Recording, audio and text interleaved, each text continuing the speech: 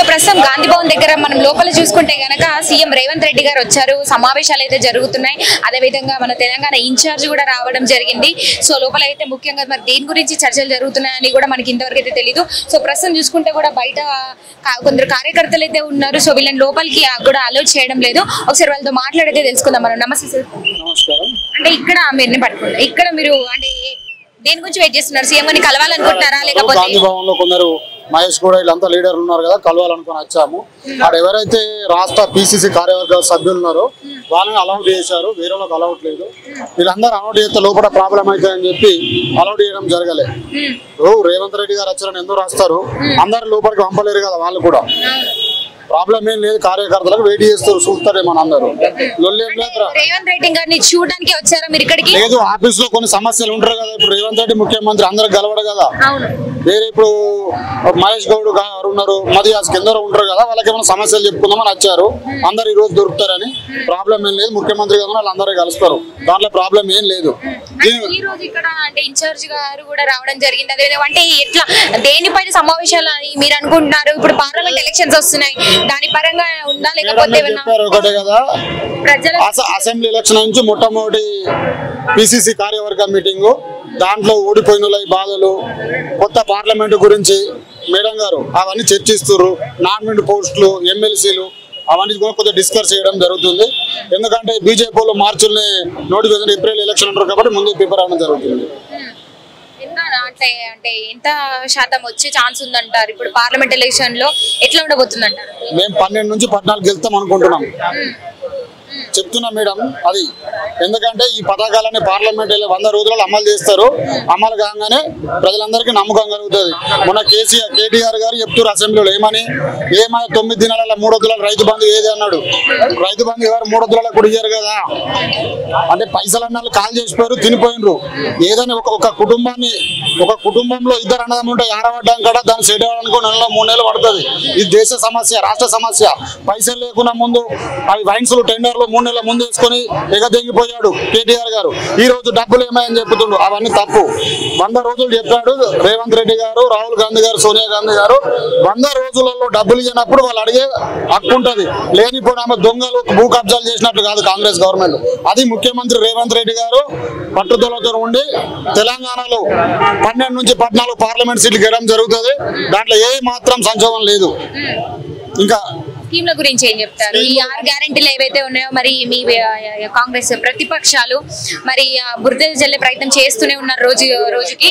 అంటే 2 అయిపోయినాయి, ఇంకా 4 ఉన్నాయి. అప్పటికి కూడా మీరు పిచ్చి స్కీమ్లు, ఇవి తెచ్చినటువంటి ప్రజలకు ఉపయోగం లేని స్కీమ్లు అంటూ కూడా ఇవి స్కీమ్లు కాదు స్కామ్ల గురించి అని ఇప్పుడు వాళ్ళు మళ్ళీ తిరగబడి కూడా మాట్లాడుతున్నారు.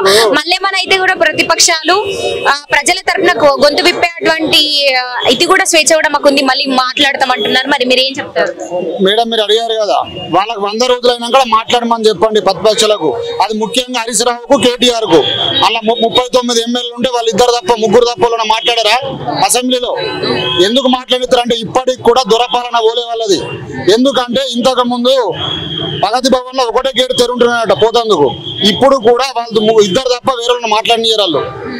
అది ప్రజలకు అర్థం కావాలి. ఇంకా అసెంబ్లీలో 39 ఎమ్మెల్యే వాళ్ళిద్దరు పక్కకు కూకోండి, వేరే వాళ్ళు మాట్లాడచ్చు కదా, వాళ్ళతో మాట్లాడచ్చు కదా. ఇప్పుడు టీఆర్ఎస్ లో ఉన్నటువంటి కొంతమంది నాయకులు కూడా అంటే అందులో నుంచి అభ్యర్థులు ఏమంటున్నారు, ఇంకో 6 నెలల్లో కాంగ్రెస్ కుప్ప కూలిపోతుంది, మళ్ళా గవర్నమెంట్ ఫామ్ చేసేది మేమే, ఎందుకంటే గవర్నమెంట్ అనేది అయితే ఖచ్చితంగా అవసరం కావాలి.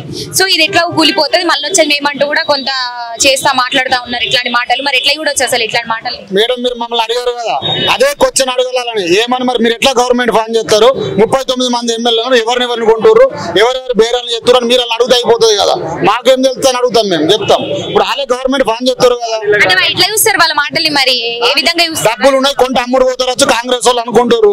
ఇప్పుడు బీజేపీ అయ్యే 3 కలుస్తాయి, వాళ్ళకి ఇంకా కాంగ్రెస్ లో ఒక క్యాండిడేట్ కూడా అమ్ముడు పోడు. సరే ఒక దోబన పోరు అని అందరు అనుకుంటారు. వాళ్ళకి 10 ఏళ్ళ నుంచి అనుభవించిన వాళ్ళు ఎమ్మెల్యేలు అయినరు. అమ్ముడు పోయిన వాళ్ళు అందరూ మొన్న అందరూ పోయిన కదా. 12 చూడు ఇడిసబెట్ట అన్న 12 మంది పోయారు కదా, వాళ్ళు ఒక్కళ్ళు ఇద్దరు గెలిచారు. ఎవరు కూడా రాజకీయం చేయాలి 5 ఏళ్ల కోసం కాదు, వాళ్ళు బతికినన్ని దినాలు అక్కడ కాన్స్టిట్యూషన్ ప్రజలకు మేము ఉన్నాము పలానా పార్టీ గెలిచి అక్కడ ఉన్న కార్యకర్తకు హ్యాపీగా ఉంచాలా. ఏదో 100 కోట్లకు 500 కోట్లకు అమ్ముడు పోతే ఇలా పక్కపడితే ఎన్నో కాన్స్టిట్యూషన్ ఏమైంది. మా నిజామాబాద్ డిస్టిక్ లో ఎల్లారెడ్డి ఎమ్మెల్యే సురేందర్ రెడ్డి గెలిచాడు ఇంతకు ముందు కాంగ్రెస్ లో, మొన్న ఎట్లా సిత్తు ఓడిపోయాడు. ఎప్పుడు కూడా ఎక్కడ కూడా ఏ పార్టీ నుంచి అయితే ఓటేశారో ఆ కార్యకర్తకు ఎవరు కూడా అన్యాయం చేయొద్దు. ఇవాళ రేవంత్ రెడ్డి గారు కొనాలనుకుంటే తీసుకోవాలనుకుంటే 120 మంది ఎమ్మెల్యేలు వస్తారు, అద్దు అని చెప్తారు. ఎందుకు కొన్ని కాన్స్టిట్యూషన్లలో నెల రోజులు కూడా కాలే, కాంగ్రెస్ గవర్నమెంట్ ఫామ్ చేసి 9వ తారీఖు రాలే. ఇప్పటికి ప్రతి కాన్స్టిట్యూషన్ లో మంచి అందరు లీడర్లు మేము కాంగ్రెస్ లోకి వస్తామని మంచి మున్సిపల్ అందరూ ఎందుకు వస్తారు, వాళ్ళకి అధికారం లేకపోతే బతకరు. ఈ ఉన్న కార్యకర్తల్ని మన రేవంత్ రెడ్డి గారు చెప్పారు ఏమని, మేము ప్రతి కష్టపడే కార్యకర్తను గుర్తిస్తాం, పనిచేస్తాం, వాళ్ళకి ఏం చేయాలో అది చేస్తాం మనం. అది మాత్రం రేవంత్ రెడ్డి గారు కాంగ్రెస్ లోకి వచ్చినప్పుడే డిసైడ్ తీసుకున్నాడు. ఆయన ఇప్పటికి కూడా అదే మాట మీద ఉన్నాడు. ఆయన గురించి ఇవాళ రేవంత్ రెడ్డి గారు నమ్ముకొని కార్యకర్తలందరూ బతికారు, సోనియా రాహుల్ గాంధీ గారు బతుకొని. ఇక్కడ అందరూ కూడా బట్టి గారు కానీ అందరూ సేఫ్ గా ఉండి అందరూ బతికేయాలని కోరుకుంటున్నాం. వాళ్ళు ఏమనుకున్నారు, 3 వద్దులు ముఖ్యమంత్రి కోసం ఆపంగానే ఇళ్ళకి వస్తారు మేము అవుతాం అనుకున్నారు. ఎవరు కూడా వెళ్ళలేదు మేడం. మరి ఎవరైనా ఒక్కళ్ళన్నా ఒకటే మీకు అడిగాడు, మమ్మల్ని అడుగుడు కాదు. టీఆర్ఎస్ వాళ్ళు చెప్పారు కదా మేము గవర్నమెంట్ ఫాన్ చేస్తామని. ఎట్లా ఫాన్ చేస్తున్నారో మీరు అలా అడగాల, మమ్మల్ని కాదు. ఇప్పుడు దొంగలు అంటే వాళ్ళే దొంగలు, మేము అడిగితే మా దగ్గర జవాబు ఏముంటుంది మేడం? రాహుల్ గాంధీ గారిని అంటే ప్రధాన పిఎం గా చేయాలన్నది ప్రజలందరి కోరిక అంటూ కూడా ఇప్పుడు కాంగ్రెస్ ఉన్నటువంటి అందరు కార్యకర్తలు కావచ్చు, నాయకులు అందరూ కూడా చెప్తున్నారు. అదే మధ్య ఖచ్చితంగా పిఎం గా రాహుల్ గాంధీ గారిని నిలబెడతామంటున్నారు. మరి ఇప్పుడు ప్రజల మద్దతు ఎలా ఉండబోతుంది అంటారు? మీరు చూస్తారు కదా మేడం, ఎలక్షన్ అయినాక పార్లమెంట్ ఎలక్షన్ అక్కడ ఏంది అనేది మీకే తెలుస్తుంది. మేమేదో టీఆర్ఎస్ లో గొప్పలు చెప్పాం. ఇప్పుడు మొన్న కూడా ఏమనుకున్నారు, మేమే ముఖ్యమంత్రి అయితే మన పగడకరాలు అన్నారు. మేము కష్టపడతాం, పని చేస్తాం, రాహుల్ గాంధీని ప్రైమ్ మినిస్టర్ కావాలని కోరుకుంటాం. ఇక్కడ తెలంగాణలో కాంగ్రెస్ గవర్నమెంట్ ఎట్లా వచ్చిందో కేంద్రంలో కూడా అదే గవర్నమెంట్ రావాలని మేము కోరుకోవడం జరుగుతుంది. కాంగ్రెస్ కార్యకర్త కసితో ఉన్నాడు. టీఆర్ఎస్ లెక్క భూ కబ్జాలు చేసుడు, పైసల కోసం అమ్ముడు పోడు, ఇలా ఏం లేని ఒక అరటి పండ్ల బండి అమ్ముకునే వాళ్ళు 100 కోట్లు సంపాదించారు టీఆర్ఎస్ వాళ్ళు. మీకు తెలుసు, అది మమ్మల్ని అడగద్దు. ఆయన మల్లారెడ్డి మీరేం చెప్తారు సార్? ఇంకెవరు మాట్లాడతారు? మీరేం చెప్తారు? నేను కొడంగల్కి వెళ్ళి వచ్చిన మేడం, కొడంగల్కి వెళ్ళి వచ్చిన రేవంత్ రెడ్డి కలవనికి. పొద్దుగాలు వచ్చిన భవన్కి పోయినా, ఆడికి పోతే ఇక్కడ లేడు సార్ అన్నారు. మళ్ళీ ఇంటికి పోయినా, ఇంటికి పోతే ఇక్కడ కలవాడు, ఇడికి రమ్మన్నారు. ఇడికి వచ్చిన మేడం. ఈ టైం వరకు పొద్దు పోయింది, కలుతామంటే లోపలికి కొనిస్తలేరు. కొడంగల్కి వెళ్ళి వచ్చిన. కొడంగల్ నా ఊరు కొడంగల్లే, ఆయన ఇల్లు కూడా ఉంది కొడంగల్లే. నన్ను చూస్తే గుర్తు కూడా పడతారు. నన్ను లోపలికి మాట్లాడదామంటే కొనిస్తలేరు. మీరు ఏ సమస్య పైన రావడం జరిగింది, ఏం మాట్లాడదామని అనుకుంటున్నారు? సమస్యలు ఉన్నాయి, మా ఊరు సమస్యలు ఉన్నాయి చెప్పాలని వచ్చిన మేడం. అంటే ఊరందరి తరపున మీరు వచ్చారా? ఊరందరి తరపున నేను వచ్చిన. మరి ఇప్పుడు ప్రజా దర్బారాన్ని కూడా ప్రజావాణిగా మార్చారు కదా, ప్రజల సమస్యలు వినడానికే ఉందని చెప్పేసి ప్రతి ఒక్కరు కూడా అప్లికేషన్స్ ఇస్తున్నారు కదా. మరి అక్కడికి ఎప్పుడు వెళ్ళలేరా? వెళ్ళలేదు మేడం, నేను ఈ రోజు వచ్చిన. తెలియదు నాకు అన్నారు, అందరు ఎవరైనా పోవచ్చు సామాన్య ప్రజలు. ఎట్లా అనిపిస్తుంది ఇప్పుడు 6 గ్యారెంటీస్ గురించి? 6 గ్యారెంటీస్ వాళ్ళు ఏమన్నారు, ప్రజలు సామాన్య ప్రజలు ఎవరైనా పోవచ్చు, ఎవరైనా రావచ్చు అని అన్నారు కదా. అందుకే ఆ లెక్కల మనం కూడా రాణిస్తారేమో అని చెప్పి వచ్చినా నేను. కొద్దిగా కొడంగల్కి వెళ్ళి రావడం జరిగింది. ఇప్పుడు ఓరేస్తారు లోపల. ఏం మాట్లాడాలి, ఎవరితో మాట్లాడాలి? లోపల మీడియాని కూడా పోనివ్వట్లేరండి, బయటనే ఉన్నారు అందరూ. పోలీసులు లోపలికి పంపిస్తలేరు కదా, ఇట్లా మాట్లాడాలి. ఎట్లా చేయలేదు మరి, ఎట్లా కలవాలి? మీరు సమస్యల పైన వస్తే వాణి ఉంది, అక్కడికి వెళ్ళాలి, ప్రజావాణి దగ్గరికి, అక్కడే అప్లికేషన్స్ ఇచ్చుకోవాలి, అదే కదా చెప్తున్నారు. మరి అదే తెలుసు ఆడికి పోతే ఆడ లేడు సార్ అన్నాడు. అన్నందుకు ఇంటికి పోయినా. ఇప్పుడు మీరు సార్ని కలవడానికి వచ్చారు? సార్ కలవడానికి వచ్చారు. నా ఊరు ప్రాబ్లం చెప్పుకుందామని వచ్చిన. అది నా ప్రాబ్లమ్ గదే, నా ఊరు సమస్య. పర్సనల్ గా అంటున్నారు, పబ్లిక్ లో చెప్పరా? పబ్లిక్ లో చెప్తా. మాకు మా ఊరికి ఒక చిన్న రోడ్ లేదు మొత్తము. అప్పుడు పట్నం నందరెడ్డి తెలుసా ఎమ్మెల్యే, ఆయన మమ్మల్ని చాలా తిప్పల పెట్టిండు. అవన్నీ చెప్పుకోవాలి. మాకు ఇల్లు లేవు, భూమి ఒక్కొక్క భూమి ఉండదు. 4 కూతురు, నాకు 4 కూతుర్లు. కూలి నాలు చేసుకొని బతికే తప్ప వేరే సమస్య ఏం లేదు మాకు. వాళ్ళని ఎట్లా నడపాలి? 7 లక్షలు అప్పు ఉంది నాకు. అప్పు ఎట్లా కట్టుకోవాలి?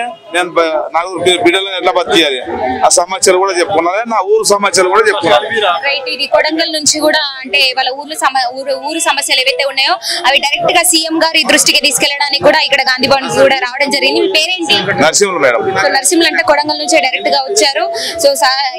సో అతన్ని చూస్తే కూడా సార్ గుర్తుపడతారని చెప్తున్నారు. కానీ ప్రస్తుత పరిస్థితి అయితే లోపలికి ఎవరిని కూడా అంటే లోపలికి ఎవరికి కూడా అలో లేనటువంటి పరిస్థితి. రైట్. మనతో మాట్లాడడానికి ఇంకా మీ parents sir? Basara triple IT ఏదైతే ట్రిపుల్ ఐటీ ఉందో, ట్రిపుల్ ఐటీలో గతంలో బీసీగా పనిచేసేటువంటి వెంకటరమణ గారు ఇదే కేటీఆర్ తోటి ల్యాప్టాప్లు 1400 మంది విద్యార్థులతోటి ఇనాగ్రేషన్ చేయించిండు కేటీఆర్ గారితో. మళ్ళా నిన్ననే డీసెంట్ గా గౌరవ ముఖ్యమంత్రి మన రేవంత్ రెడ్డి అన్న గారికి తప్పుడు సమాచారం ఇచ్చి అవే ల్యాప్టాప్లు తిరిగి ఆయన చేతుల మీదుగా ప్రారంభించిండు. ఆయన ఇమీడియట్ మీద ఆయన 40 కోట్ల రూపాయలతోటి అక్కడ బినామీ వర్కులు చేసిండు ట్రిపుల్ ఐటీలో. ఆయన పైన సిఐడి విచారణకు ఆదేశించాలని చెప్పి మేము బాసర గ్రామ ప్రజల తరఫున ముఖ్యమంత్రి గారికి 2 చేతులు జోడించి కోరుతా ఉన్నాం. వారు బాసరకు వచ్చినప్పుడు వారు పైనుంచి కంపౌండ్ వాల్ మీద నుంచి లోపలికి వచ్చారు. అయితే అప్పుడు వారు బాసరకు వచ్చారు. వారికి మొత్తం ఈ ట్రిపుల్ ఐటీ మీద అవగాహన ఉంది. ఇదే కేటీఆర్ తోటి ఫోటో దిగినటువంటి వీసీ వెంకటరమణను ఇమీడియట్ గా ఆయన పైన చర్యలు తీసుకోవాలా, సిఐడి విచారణకు ఆదేశించాలని చెప్పి మేము డిమాండ్ చేస్తా ఉన్నాం. ఎంతమంది వచ్చారు మీరు బాసర్ నుండి? బాసర్ నుంచి మేము ఒక 5-6 వచ్చాము సార్ను కలవాలని, ఇదే విషయమై సార్ దృష్టికి తీసుకుపోవాలని చెప్పి మేము మీడియా దీని గురించి చెప్పారు ఎవరితో మాట్లాడడం కాబట్టి మీడియా ద్వారానన్నా కానీ కనీసం సారు దీనిపైన గుర్తించాలని చెప్పి మేము కోరుతా ఉన్నాం, స్పందించాలని కోరుతున్నాం. Right sir, thank you so much.